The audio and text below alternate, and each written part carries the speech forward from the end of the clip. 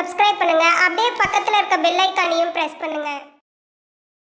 மீனராசி அன்பர்களே, இந்த ஆடி மாதம் என்ன பலன் எப்படி இருக்கும் அப்படின்னு பார்க்கும் பொழுது உங்கள் ராசிநாதனான குரு பகவான் 4ஆம் இடம் என்று சொல்லக்கூடிய சுகஸ்தானத்தில் போய் உட்கார்ந்துருக்கார். அப்போ உங்களுடைய சிந்தனைகள் அத்தனையும் சுகம் சார்ந்த விஷயத்திலே இருக்கும். தன்னுடைய ஹெல்த்தை பற்றியான சிந்தனை ஓட்டங்கள் இருக்கும். அதே சமயத்தில் தொழிலை பற்றிய சிந்தனை ஓட்டங்கள் அதிகமாக இருக்கும். இந்த மாதம் உங்கள் ராசியில் சனி பகவான் இப்போ வக்ரமாக உட்கார்ந்துருக்கார். அப்போ 7.5 சனியில் ஜென்ம சனி ஓடிட்டுருக்கு. அப்போ 7.5 சனி ஜென்ம சனி ஓடினாலே அந்த இடத்துல ஒரு மனக்கவலைங்கிறது உங்கள் தலை, அதாவது உங்கள் ராசிக்கு உங்கள் மனசுக்கு இருக்குங்கிறது தான் அமைப்பு. இது ஏன் திருப்பி சொல்கிறேன் அப்படின்னா, அந்த சந்திரன் உங்கள் ராசி சந்திரன் அங்கே இருப்பார், மீனத்தில் சந்திரன் இருப்பார். இப்போ சனி பகவான் அங்கே மேலே உட்கார்ந்துருக்கார்.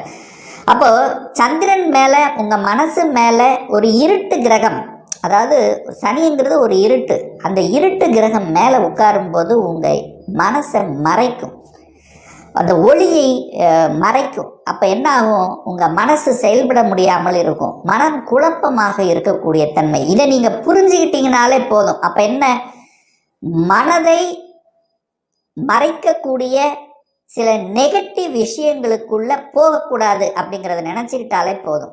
ஏன்னா உங்கள் அறியாமல் சில விஷயங்கள் நடந்துவிடும், தீமைகள் நடந்துவிடும். பணத்தை எங்கேயாவது கொடுத்தீங்கன்னா ரிட்டர்ன் வராது. சொந்த தொழில் போகணுமா, இப்போ ஆரம்பிக்கணுமா, நல்லா பார்த்து செய்யணும். ஏன் சொந்த தொழிலுக்கு போகிறதுல கொஞ்சம் பார்க்கணும், உங்கள் மனது மறைக்கிறது. அப்போ உங்கள் அறியாமையினால் உங்களை ஏமாற்றக்கூடிய தன்மைங்கிறது இருக்குங்கிறது அர்த்தம்.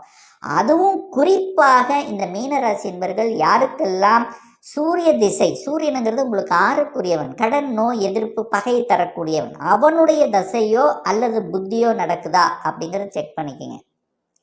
அடுத்து 8க்குரியவன் அட்டமாதிபதி, வலிவேதனையை தரக்கூடியவன் சுக்கிரன். அப்போ சுக்கிரனுடைய தசாபுத்திகள் நடக்குதா அப்படிங்கிறதையும் நீங்கள் செக் பண்ணிக்கணும். ஸோ தசாநாதன், புத்திநாதன், அந்தரநாதன், ஸோ இந்த மாதிரி வரும்போது உங்களுக்கு இன்னும் கொஞ்சம் வலியை கொடுக்கக்கூடிய அமைப்பு இருக்கிறதுனால அப்போ கொஞ்சம் கவனமாக செயல்படணும். அவசரப்பட்டு முடிவெடுக்கக்கூடாது. அதாவது குறிப்பாக வேலை விஷயத்தில் அவசரப்பட்டு முடிவெடுக்கக்கூடாது. அப்போ வேலையை விட்டுட்டீங்க, கோபப்பட்டு ஆக்ரோசப்பட்டு வேலையை விட்டீங்க அப்படின்னா வேலை கிடைப்பதில் தாமதம் ஏற்படுத்தும். உங்களுக்கு பிடிச்ச மாதிரி ஒரு வேலை கிடைக்காது. வேலை கிடைக்கும், ஆனால் பிடிச்ச மாதிரி வேலை இருக்காது, வேலையில் திருப்தி இருக்காது, அக்கறைக்கு கிடப்பச்சோம். இங்கே ஒரு மாதிரி கஷ்டமாக இருக்குன்னா வேறு இடத்துல வேறு மாதிரியான ஒரு கஷ்டம் இருக்கும். ஸோ இதை நீங்கள் புரிஞ்சுக்கிட்டீங்கன்னாலே இந்த மீனராசி என்பர்கள் செயல்படுத்தலாம். அப்போ என்ன சொல்ல வரேன், அவசரப்பட்டு கோவப்பட்டு வேலையை விட்டுறக்கூடாது. வேலையில் கொஞ்சம் அழுத்தம் ப்ரெஷருங்கிறது இருக்கும். ஏன் இதை திருப்பி சொல்கிறேன்னா, உங்களுக்கு ஜென்ம சனி நடக்குது. அந்த ஜென்ம சனி அப்படிங்கிறது சந்திரனை மறைக்குது. அப்போ உங்களுக்கு சந்திரன் நல்லா இருக்காரு, உங்கள் ஜாதகத்தில் சந்திரன் நன்றாக இருந்தால் இதனுடைய பாதிப்பு பெரிய அளவுக்கு இல்லைன்னு அர்த்தம். அப்போ சந்திரன் பாதிக்கப்பட்டு இருந்து, அல்லது சந்திரனோட சனியும் இருக்கார், ராகு இருக்கார் உங்கள் ஜாதகத்தில், சந்திரனோட ராகு, சனி, செவ்வாய் இந்த பாவ கிரகங்களினுடைய தாக்குதல் இருக்குது அப்படின்னா கண்டிப்பாக மனம் கவலைப்படும், மன அழுத்தத்துக்கு உள்ளாகும்.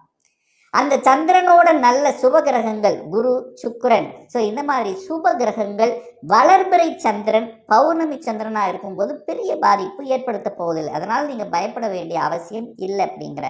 ஸோ என்ன இருந்தாலும் ஜென்மசனி நடக்கும்போது கொஞ்சம் நிதான போக்குடன் செயல்படணும் அப்படிங்கிறத ஆழமாக மனதில் பதிய வைத்து கொள்ளுங்கள் மீனராசி என்பர்கள். மற்றபடி உங்களுக்கு பெரிய பாதிப்பு ஒன்றும் ஏற்படுத்த போவது இல்லை. உங்கள் ரொட்டீன் சரி, உங்கள் தொழில் என்ன இருக்கிறீங்களோ ஓகே, பட் அகலக்கால் வைக்கும்போது மட்டும் கொஞ்சம் யோசிக்கணுங்கிறத மனதில் பதிய வைத்து கொள்ளுங்கள். பொருளாதாரம் நன்றாக இருக்குமானால் நிச்சயமாக உண்டு. பொருளாதாரத்தில் எந்த குறைபாடும் ஏற்படுத்த போவதில்லை. இந்த மாதம் பார்த்தீங்கன்னா சுக்கிரனும் குருவும் இணைய போகிறார்கள். குரு சுக்கிரன் இணைந்தால் பொருளாதாரம் உண்டுன்னு அர்த்தம். அவங்க 2 பேரும் இணைஞ்சு 10ஆம் இடத்தை பார்க்குது. அப்போ தொழில் மூலமாக தன வருவாய், பொருளாதாரம் உண்டு. ஆனால் ஒரே விஷயம், பணத்தை கையாளுகின்ற விஷயத்தில் கவனமாக இருக்கணும். பணம் வரும், செலவும் ஆகும், பணம் வரும், விரையும் ஆகும். அதை தன்னுடைய கட்டுக்குள் வைத்திருப்பது சிறப்பு. ஸோ இந்த மாதம் பார்த்தீங்கன்னா 2ஆம் அதிபதி கடந்த சில மாதங்களாகவே பார்த்தீங்கன்னா 2ஆம் அதிபதி தனத்தை கொடுக்கக்கூடியவன், குடும்பத்தை அமைத்து கொடுக்கக்கூடியவன், வாக்குஸ்தானத்தின் அதிபதியான செவ்வாய் நீச்சமாக இருந்தார். நீச்சம் என்றால் தியானத்தில் இருப்பதைப் போல வலு குறைந்திருந்தது. 6ஆம் இடத்தில் அமர்ந்து கேதுவோடு சேர்ந்திருந்தது. அப்போ தனாதிபதி ஏதோ ஒரு வகையில் பாதிக்கப்பட்டு கொண்டிருந்தார். அப்போ பணத்தால் பிரச்சனை, அல்லது பணம் ஏதோ ஒரு இடத்துல லாக்கு, குடும்பம் பிரச்சனை, குடும்ப வாக்குவாதம், குடும்பத்தில் சில ஈகோ பிரச்சனை, குடும்பத்தில் கொஞ்சம் ஒரு மாதிரியான குடும்பத்தில் ஒரு சில சமயங்களில் அதிக பளு, அதிக வேலை பளு, அதாவது தான் நல்லதே செஞ்சாலும் ஏதோ ஒரு குறை சொல்லுமாறு. அப்போ மனசில் ஒரு பயம்ங்கிறத விட மனதில் ஒரு கவலை. நல்லதாக பண்ணிகிட்டு இருக்கிறேன், பட் ஒரு குறை சொல்லிகிட்டே இருந்தேன்னா எப்படி இருக்கும்? ஒரு மாதிரி இருக்கும். ஸோ அந்த மாதிரி தன்மையில் இருக்கக்கூடிய இந்த மீனத்துக்கு இந்த மாதம் அந்த செவ்வாய் பகவான் தனத்தை கொடுக்கக்கூடியவன், குடும்பத்தை அமைத்து கொடுக்கக்கூடியவன், உங்கள் வாக்குஸ்தானத்தின் அதிபதியான செவ்வாய் பகவானுடைய பெயர்ச்சி ஆடி மாதம் 12ஆம் தேதி சிம்மத்திலிருந்து கன்னிக்கு போகிறார். அப்போ அந்த கன்னியில் இருந்து உங்கள் ராசியை பார்க்குறார். அப்போது தனாதிபதி குடும்பாதிபதி உங்கள் ராசியை பார்க்கும் பொழுது நிச்சயமாக உங்களுக்கு குடும்பம், தனம், வாக்கு சிறப்பாக இருக்கும். ஆனால் சனி செவ்வாயை நேருக்கு நேரம் பார்க்கறதுனால, ரெண்டும் பகை கிரகங்கிறதுனால கொஞ்சம் கோபம், ஆக்ரோஷம் கூடாது. கொஞ்சம் என்ன பிடிவாத குணங்கிறது மேலோங்கும். ஸோ அதை மட்டும் கட்டுக்குள் வைத்தாலே மீனராசி என்பவர்களுக்கு பெரிய பாதிப்பு ஏற்படுத்த போவதில்லை. இப்போ சனி பகவான் வக்ரமாக இருக்கார். அப்போ இதுவரைக்கு பிரச்சனையை கொடுத்து கொண்டிருந்தவர்களுக்கு இப்போ இந்த பிரச்சனை தீர்வு கொடுக்கக்கூடிய ஒரு காலகட்டம் அப்படின்னு சொல்லுவேன். ஏற்கனவே ஒரு மன அழுத்தத்தில் இருக்கு, ஏற்கனவே மீனராசி என்பது ஒரு ஹெல்த்தில் பிரச்சனை இருக்கு, கடனால் பிரச்சனை, வேலையால் பிரச்சனை, வேலை சரியான அமையல, எல்லாமே விரயம், கால விரயமாக இருக்குது, என்னடா லைஃப் ஏதோ போயிட்டுருக்கு, இந்த மாதிரி இருக்கிறவங்கெல்லாம் இப்போ ஒரு நல்ல காலகட்டம். சனி வக்ரமாக இருக்கார். அப்போ வக்ரமன் என்ன, தன்னுடைய இயல்புக்கு மாறிய தன்மை. அப்போ இதுவரைக்கும் அழுத்தம் ப்ரெஷரோடு இருந்த உங்களுக்கு இப்போ அந்த ப்ரெஷர் கொஞ்சம் ரிலீஸ் ஆக போகுது. அதை சரியான முறையில் உபயோகித்துக் கொள்வது மீனத்துக்கு சிறப்பு.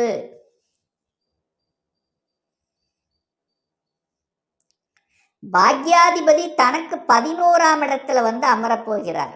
பாக்கியத்தை கொடுக்கக்கூடிய செவ்வாய் 11ஆம் இடத்துல அமரப்போகிறார். இது ஒரு நல்ல தன்மை. அப்போ பாக்கியம் கிடைக்க போகிறது. 4ஆம் இடத்தில் இருக்கக்கூடிய அந்த குரு பகவான் 10ஆம் இடத்தை பார்க்குது. இந்த மாதத்தினுடைய தொடக்கத்திலேயே சந்திர பகவான், மனதுக்குரிய சந்திரன், பூர்வ புண்ணியஸ்தானத்தின் அதிபதியான சந்திரன் உங்க ராசியிலேயே உட்கார்ந்துருக்கார். அப்போ இந்த மாதம் மீனராசி என்பர்கள் நல்லது நடக்கணும், ஒரு நல்ல பாக்கியம் அடையணும் அப்படின்னா உங்கள் குலதெய்வம் தான். கெட்டியா பிடிச்சுக்குங்க. தெய்வத்தின் அருள், தெய்வத்தின் சக்தியால் எதையும் சாதிக்க முடியும். தெய்வத்தின் சக்தியால் நல்ல அனுகூலங்கள் கிடைக்கப் பெறக்கூடிய ஒரு மாதமாக இருக்கும். அந்த தெய்வ நம்பிக்கை, அந்த தெய்வத்தினுடைய அருள் ஆசி, நீங்கள் வணங்கக்கூடிய இஷ்ட தெய்வம் எதுவாக இருந்தாலும் அது உங்களுக்கு கை கொடுக்கும் இந்த மாதம் மீனராசி அன்பர்கள். அப்போ மீனராசி அன்பர்களுக்கு பார்த்தீங்கன்னா உங்கள் ராசிநாதன குரு தான். அப்போது அந்த குரு உங்கள் ராசியில் எப்படிப்பட்ட நிலையில் இருக்கார், உங்கள் ஜாதகத்தில் எப்படி இருந்தாலும் சரி, உங்கள் ராசிநாதனை வலுப்படுத்தணும் அப்படின்னா தட்சிணாமூர்த்தி தான். தட்சிணாமூர்த்தியை கெட்டியாக பிடித்து கொள்வது இந்த மீனத்துக்கு சிறப்பு. அப்போ என்ன பண்ணலாம், தட்சிணாமூர்த்தியை வணங்கிட்டு வரலாம். நெய் விளக்கு ஏற்றி வழிபடுவது ரொம்ப ரொம்ப சிறப்பு. ஏன்னா நெய்யன்னா தட்சிணாமூர்த்திக்கு குருவுக்கு அண்ணா நெய். அப்போ நெய் தீபம் ஏற்றி வழிபடுவது இந்த மீனத்துக்கு ரொம்ப சிறப்பு. அது மஞ்சள்னா அவருக்கு ரொம்ப பிடிக்கும். அப்போது மஞ்சளால் ஆன தானம் பண்ணலாம். என்ன பண்ணலாம், மஞ்சள் துண்டு தானம் பண்ணலாம். அல்லது மஞ்சள் கலர் இனிப்பு வகைகள் என்ன இருக்குது, மைசூர் பாக் மஞ்சள் தான், நீங்கள் வழிபட்டு மற்றவர்களுக்கு கொடுக்கலாம். ஸோ இந்த மாதிரி லட்டு கொடுக்கலாம். ஸோ இந்த மாதிரி கொடுத்து கொண்டே வந்தால் உங்கள் லக்னம் நன்றாக இருக்க போது, உங்கள் ராசி நன்றாக இருக்க போது, மனம் சார்ந்த விஷயத்தில் இருந்து வந்த பிரச்சனைகள் அது தீர்க்கப்படும் அப்படிங்கிறது தான் அமைப்பு. மேலும் தகவலுக்கு எங்க சேனலை மறக்காம சப்ஸ்கிரைப் பண்ணுங்க. நன்றி.